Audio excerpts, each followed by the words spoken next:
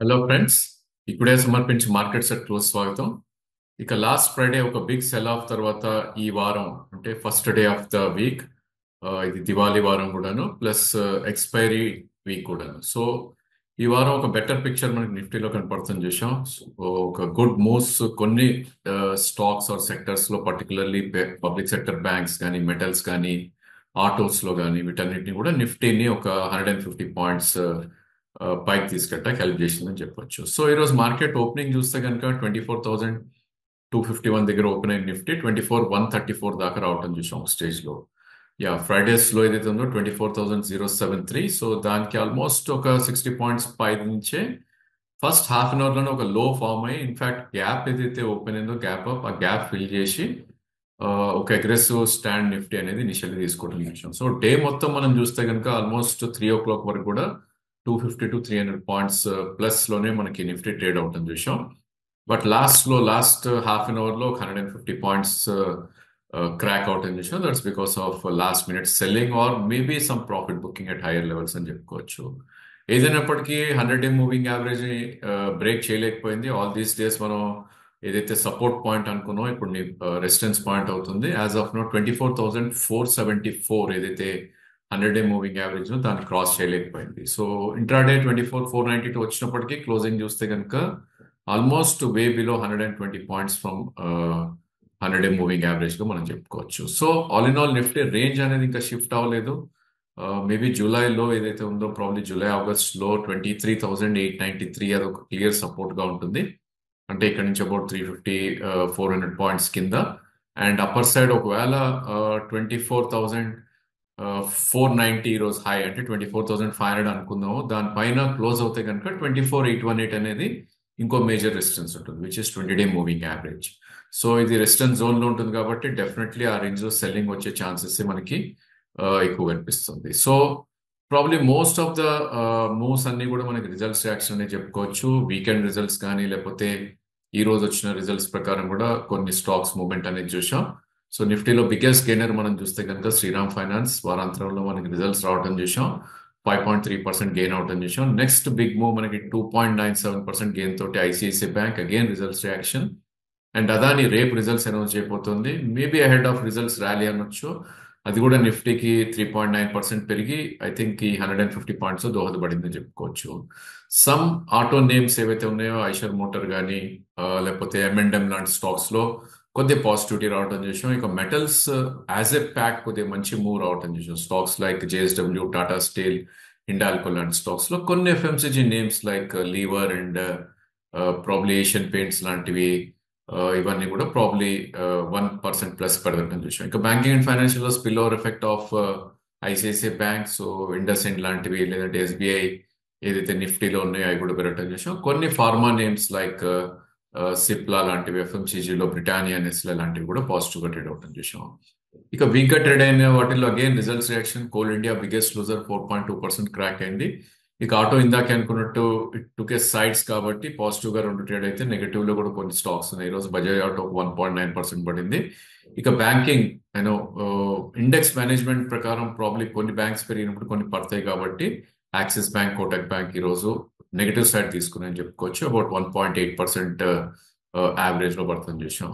ఇక spill over effect of coal India, BEL, ONGC లాంటి stocks లో కొద్దిగా వీక్నెస్ ఎక్స్పెక్ట్ చేయడం చూసాం. ఇక ఇన్సూరెన్స్ స్పేస్ HDFC లైఫ్ కానీ, SBI లైఫ్ కానీ స్వల్ప డౌన్ సైడ్ లో రియాక్ట్ అవటం చూసాం. ఇక బ్యాంక్ నిఫ్టీ విషయానికి వస్తే కనుక ఫ్రైడే రోజు మనం అనుకున్నాం ప్రాబ్లీ ప్రీవియస్ స్వింగ్ లో ఇంకా క్రాస్ అవ్వలేదు, మేబీ ఇక్కడ నుంచి ఒక అప్ మూవ్ వచ్చే ఛాన్స్ ఉంది అని. సో ఎగ్జాక్ట్లీ అదే జరిగింది ఈ రోజు. సో 50,194 ఏదైతే 4-week లో ఉందో అది ఫ్రైడే డిఫెండ్ చేయడం చేసాం. 50,382కి వచ్చి 700 దగ్గర క్లోజ్ అవుట్ చేసాం. ఈరోజు బ్యాంక్ నిఫ్టీ చూస్తే కనుక ఆల్మోస్ట్ ఒక 500 పాయింట్స్ ప్లస్ లో ఈరోజు క్లోజ్ అవటం చూసాం. అఫ్ కోర్స్ ఓపెన్ 51,000 దగ్గర ఉన్నప్పటికీ ఆల్మోస్ట్ లో కూడా అదే 51,012 దగ్గర. అండ్ ప్రాబ్లీ హై 589 వెళ్ళినప్పటికీ అరౌండ్ 300 దగ్గర క్లోజ్ అవుట్ చేసాం. టాప్ నుంచి ఒక 250-300 పాయింట్స్ పడినప్పటికీ ప్రాబ్లీ బ్యాంక్ నిఫ్టీ ఇంకా 100-day మూవింగ్ యావరేజ్ ని డిఫెండ్ చేస్తుందని చెప్పుకోవచ్చు, ఎక్సెప్ట్ ఫర్ ఫ్రైడే ఏదైతే అబరేషన్ తో ఒకసారి క్లోజ్ అయిందో కిందకి. So all in all range అనేది షిఫ్ట్ అవ్వలేదు. 50,194 లోవర్ సైడ్ రేంజ్ ఉంటుంది, అండ్ 52,200 ఏదైతే ఉందో upper end of the range లో బ్యాంక్ నిఫ్టీ ట్రేడ్ అయ్యే ఛాన్సెస్ మనకి ఎక్కువ కనిపిస్తుంది. సో ఇప్పుడు కూడా బై ఆన్ డిప్స్ కానీ చెప్పుకోవచ్చు, బట్ 50,000 కింద స్ట్రిక్ట్ స్టాప్ లాస్ పెట్టాలి. సో ఈరోజు పబ్లిక్ సెక్టర్ బ్యాంక్ చాలా చాలా దోహదపడ్డాయని చెప్పొచ్చు బ్యాంక్ నిఫ్టీ మూవ్మెంట్ లో. సో కెనరా బ్యాంక్ 7% ఆల్మోస్ట్ పెరగటం చూసాం, bank of Baroda 4.3%, PNB results రావడం తోటి ఒక 3% అప్ మూవ్ రావటం చూసాం. ఇందాక అనుకున్న ఎస్బీఐ 1.4, ఇక కొన్ని private names maybe results action ICICI about 3%, AU bank అవి పెరగటం చూసాం. ఇక లూజర్స్ లో ఓన్లీ 4 స్టాక్స్ మనకు కనిపిస్తున్నాయి. ఇందాక అనుకున్న హెచ్డిఎఫ్సి, కోటక్ అండ్ హెచ్డిఎఫ్సితో పాటు యాక్సిస్ అండ్ ఫెడరల్ కూడా స్వల్ప డౌన్ సైడ్ రావటం చూసాం. ఇక ఎఫ్&ఓ స్పేస్ లోకి వెళ్ళి చూస్తే కనుక సేమ్ స్టోరీ ఇక్కడ కూడా రిజల్ట్స్ రియాక్షన్ తోటి బంధన్ బ్యాంక్ వారాంతంలో రిజల్ట్స్ రావడం తోటి ఒక 10% ఆల్మోస్ట్ పెరగటం చూసాం. దాని తర్వాత బిహెచ్ఎల్ డేలో మనకి రిజల్ట్స్ రావడం జరిగింది, అంటే ఇంట్రాడేలో రిజల్ట్స్ రావడం చూసాం మనం. ఈ స్టాక్ కూడా ఒక స్టేజ్ లో 10% దాకా పెరిగి క్లోజింగ్ ఒక 6% పెరగటం చూసాం, పాజిటివ్ లో క్లోజ్ అవటం చూసాం. ఇక other names like Laurus 6%. And metals లో ఇక్కడ కూడా there is a good up moves అని చెప్పొచ్చు. Stocks like probably Hindustan copper, NMDC, sale, NALCO లాంటి స్టాక్స్. బ్యాంకింగ్ అండ్ ఫైనాన్షియల్స్ లో ఏదైతే బ్యాంక్ నిఫ్టీ పాజిటివిటీ ఉందో ఇక్కడ కూడా కొన్ని స్టాక్స్ పాజిటివ్ గా ట్రేడ్ అయ్యాయి. PFC, REC, LIC housing, RBL, Manappuram and weak stocks like ABFRL ఇవి కూడా కొద్దిగా పాజిటివ్ గా ట్రేడ్ అయ్యాయి. ఇక ఫార్మా, రియాలిటీ కూడా పాజిటివ్ గా ఉన్నాయి. Stocks like Biocon, granules, DLF లాంటి మిడ్ క్యాప్ స్టాక్స్ లో speciality chemicals and other stocks కూడా కొద్దిగా పాజిటివ్ గానే ట్రేడ్ అవుట్ చూసాం. Stocks like SRF and all. So weakness expect చేసిన వాటిలో బిగ్గెస్ట్ లూజర్ ఇట్స్ ఇండిగో అని చెప్పొచ్చు. వారాంతరంలో రిజల్ట్స్ రావడం చూసాం. సో 2 years తర్వాత ఫస్ట్ లాస్ అనేది క్వార్టర్ లో ఇండిగో అనౌన్స్ చేసిందని ఒక వార్త రావడం తోటి ఒక 8% క్రాక్ అయింది. Similar story with Chola finance ఒక 6.5% పడింది.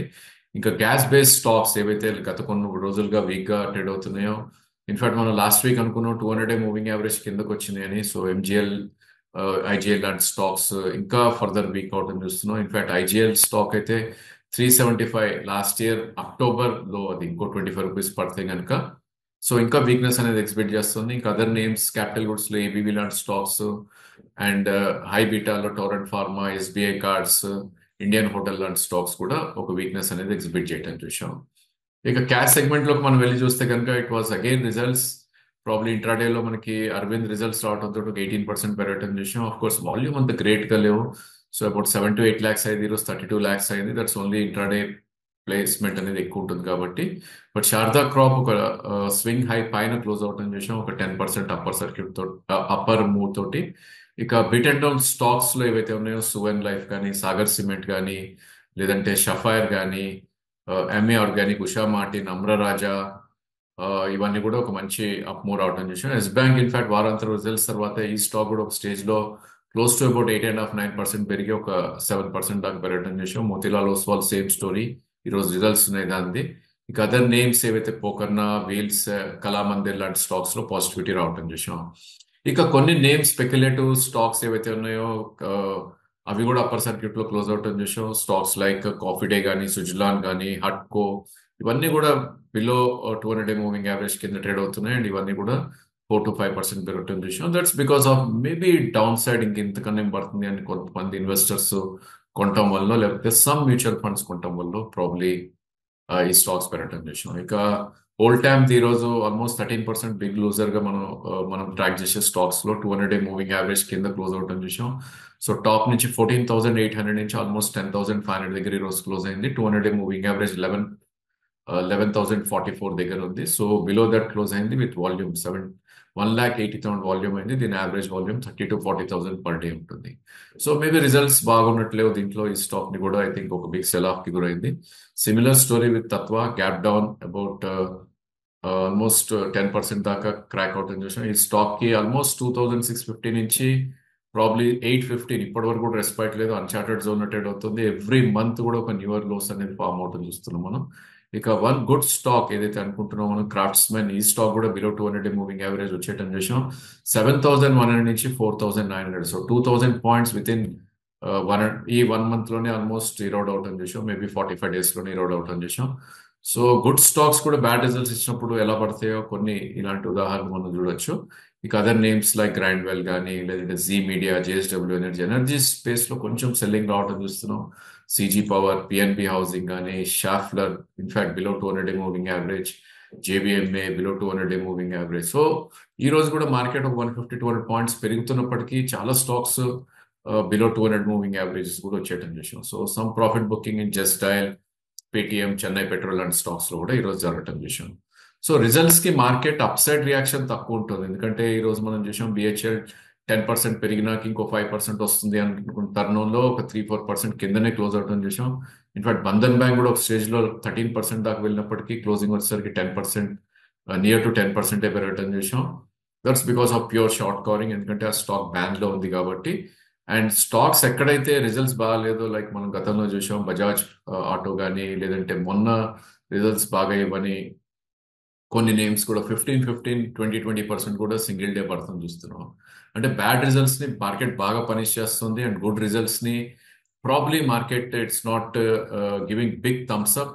సో ఆ సినారియోలో ఉన్నాం కాబట్టి సెల్ ర్యాలీస్ మార్కెట్ ఇప్పుడు ఉంది కాబట్టి మేబీ మన దగ్గర ఉన్న వీక్ స్టాక్స్ ఏవైతే ఉన్నాయో వాటిల్లో ఒక మూవ్స్ వస్తే కనుక అప్ మూవ్స్ ప్రాఫిట్ బుక్ చేసుకోవటం కానీ, లేదంటే ప్రాబ్లీ లాసెస్ ఉన్నా కూడా స్టాప్ లాసెస్ పెట్టుకోవటం కానీ, లేదు స్వల్ప నష్టాలు ఉన్నా కూడా ఐ థింక్ పుల్ బ్యాక్స్ లో వీక్ స్టాక్స్ నుంచి ఎగ్జిట్ అయ్యి కొద్దిగా ఒక డీసెంట్ నేమ్స్ లోకి ఎంటర్ అవుతే దట్స్ ఎ గుడ్ ఐడియా అని మా ఉద్దేశం. ఎస్పెషల్లీ ఇలాంటి టైంలో ఫ్రంట్ లైన్ స్టాక్స్ లో ఉంటాయి, it's a good idea. Trading positions చాలా చాలా తగ్గించుకొని ఉండాలి, ఎందుకంటే వాలటాలిటీ అనేది ఇంకా ఫర్దర్ గా ఉండే ఛాన్సెస్ ఎక్కువ ఉంటుంది. So that's all for today. Thank you for watching the video.